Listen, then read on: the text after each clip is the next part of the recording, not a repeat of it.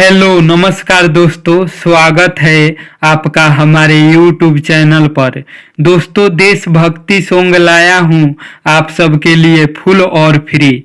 इस गाने को कोई भी सिंगर फ्री में गा सकता है या फिर स्कूल का बच्चा भी अपने स्कूल में इस गाने को गा सकता है। दोस्तों, तर्ज है मालवा के बेटा मामा कहता, खेसारी लाल यादव जी का ट्रैक है। दोस्तों, तो इस गाने को सुनने से पहले मुझे आपसे एक छोटी सी रिक्वेस्ट है कि अगर आप हमारे चैनल पर नया हैं तो चैनल को सब्सक्राइब करके बगल में बेल आइकन की घंटी जरूर दबाइएगा, मेरा वीडियो सबसे पहले देखने के लिए। तो चलिए दोस्तों, देरी ना करते हुए आज का सुपर हिट देशभक्ति सॉन्ग को देखा जाए और सुना जाए कैसा है।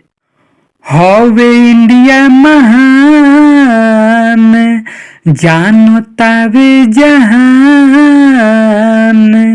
हवे इंडिया महान, जानो तावे जहान। इहे आन बान शान जय कारा बोललो, कारा बोललो।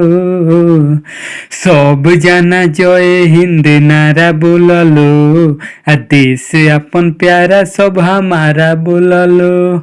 सब जना जय हिंद नारा बोललो, आ देश अपन प्यारा सब हमारा बोललो। सब जना जय हिंद नारा बोललो, आ देश अपन प्यारा सब हमारा बोललो। एक तो कतना खून बहल आजादी पावे में, दुश्मन मुदयन सन के यहाँ से भगावे में। एक तो कतना खून बहल आजादी पावे में, दुश्मन मुदयन सन के यहाँ से भगावे में। करी हम केतना बखान, सुनाए वीर जवान। एक बार नहीं फिर से दोबारा बोललो, बारा बोललो। सब जना जय हिंद नारा बोललो, आ देश अपन प्यारा सब हमारा बोललो। सब जना जय हिंद नारा बोललो, आ देश अपन प्यारा सब हमारा बोललो। सब जना जय हिंद नारा बोललो, आ देश अपन प्यारा सब हमारा बोललो।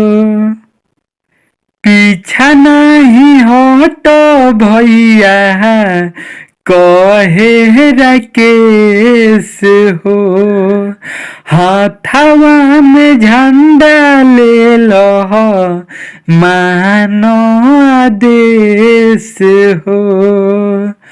पीछा नहीं हट भैया कहे राकेश हो, हाथवा में झंडा ले लो मानो आदेश हो। हौवा भारत के लाल कदो अपन कमाल, आचे आवे नहीं देव देश पर सारा बोललो, सारा बोललो। सब जना जय हिंद नारा बोललो, आ देश अपन प्यारा सब हमारा बोललो। सब जना जय हिंद नारा बोललो, आ देश अपन प्यारा सब हमारा बोललो। सब जना जय हिंद नारा बोललो, आ देश अपन प्यारा सब हमारा बोललो। तो कैसा लगा दोस्तों मेरा ये देशभक्ति सॉन्ग, आप सब कमेंट करके जरूर बताइएगा। अगर सॉन्ग अच्छा लगा है तो वीडियो को लाइक करना ना भूलिएगा दोस्तों, और चैनल पे पहली बार हैं तो चैनल को भी सब्सक्राइब जरूर कीजिएगा मेरा वीडियो सबसे पहले देखने के लिए। तो मिलते हैं दोस्तों अगले वीडियो में नए हिट गीत के साथ। तब तक के लिए नमस्कार, बाय बाय दोस्तों।